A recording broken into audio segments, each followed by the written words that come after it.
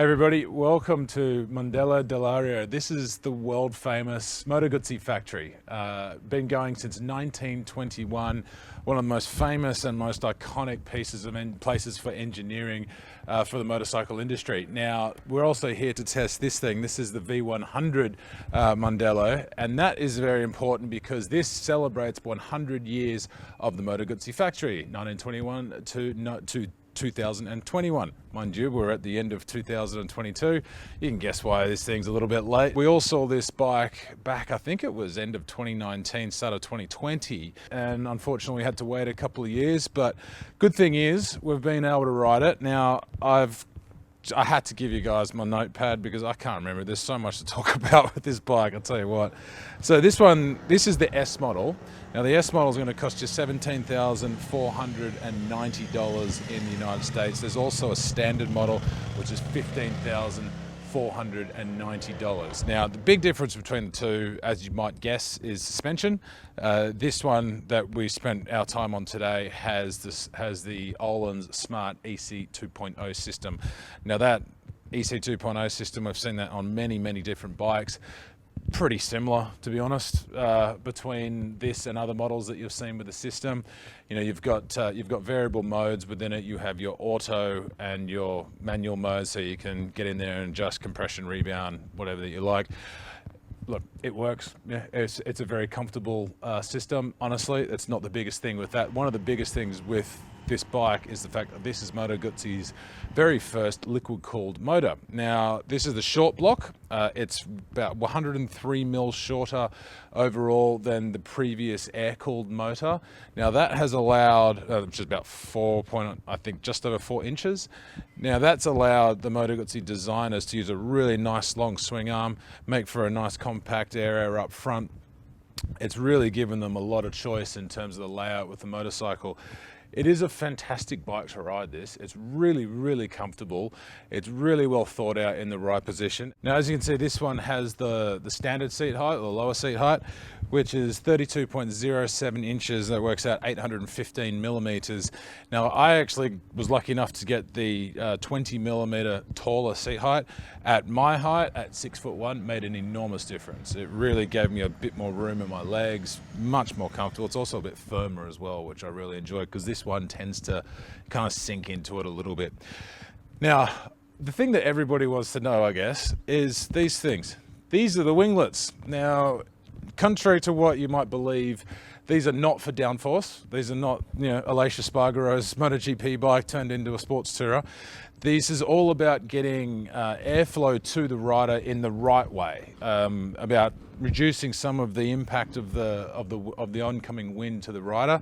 These things they come in 2 of the 4 modes. So I think it's your sport and your rain mode that they come on as permanently on. They start at 70 kilometers an hour, so about 40 odd miles, I think it is, 45 miles an hour.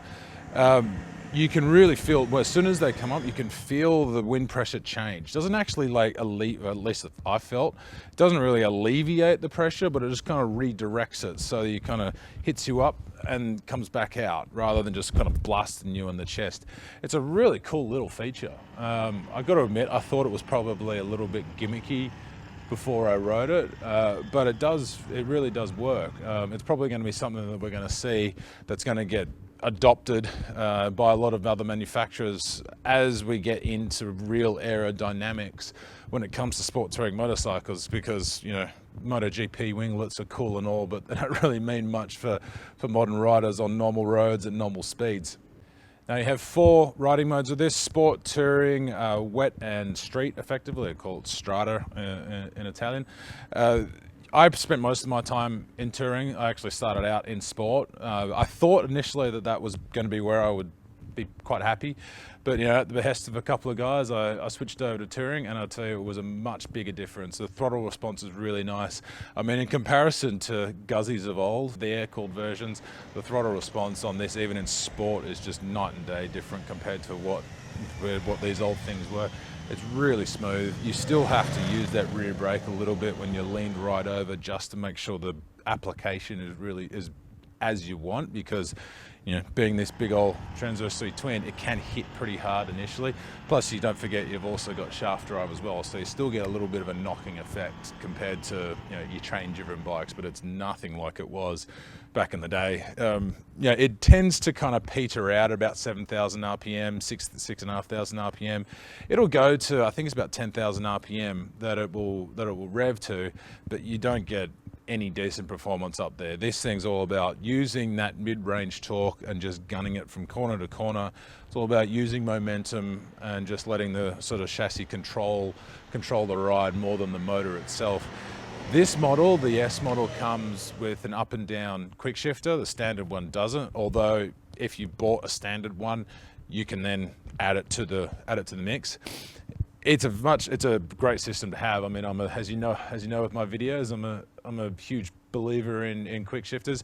It is a little abrupt in the first couple of gears. If you're quite low in the revs and you just want to just click it up and roll through, you might find it's easier or better in terms of the ride quality to actually use the clutch. But once you've got the thing spinning up above, you know, 4,000 RPM and you're in third and fourth and fifth gear, you'll be able to click up and down through these things, and it's a really nice little gearbox. Especially, it's kind of funny to see that kind of system on something that really is quite an old school, you know, design of a motorcycle. I mean, it's thoroughly new, it's water cooled, it's all that stuff. But when you look at this motor, it just brings you back to what those old bikes were. I mean, it's almost like the Italian version of an air-cooled V-twin from Harley-Davidson in a way, but it's now water-cooled. So it's good to see that, you know, the guys and girls here at Moto Guzzi are moving with the times. Obviously, being water-cooled now, it is completely Euro 5, you know, emissions free and all that kind of stuff. It's regulated, so it can go anywhere in the world. You'll be able to get them in the States now as well. It's going to be a really cool thing. It's a really enjoyable bike to ride. The brakes, now before I forget, the brakes are probably one of the best features of this bike. So you've got a Brembo radial master cylinder mated to 4.3 M4.32 calipers with 320mm full floating discs. That's the kind of setup that you would expect on a superbike, to be honest. And it brakes like a superbike. It's really, really good. You get a really nice feel at the lever, nice modulation. Front and rear levers are adjustable, or front brake lever and the clutch lever are both adjustable, so you can tailor that to how you want. Honestly, it's a really comfortable bike. It's a really nicely thought out motorcycle. I think it's the kind of bike that we sort of need at the moment, because everyone's been on that adventure touring bandwagon now for quite some time. Bikes like BMW's S1000XR is kind of the more extreme version of this, and I used to have an S1000XR back in the day, and just, I think it's still probably my favorite bike that I've ever had. Brilliant motorcycle. This is a little bit more in that same vein, but not quite as extreme. It's a really fun bike, really, really enjoyable bike. Good looking bike, sounds good, you know, certainly got the Guzzi personality. So yeah, don't be surprised if you see a few things out there. When you do, go and check out these winglets, they're pretty sick.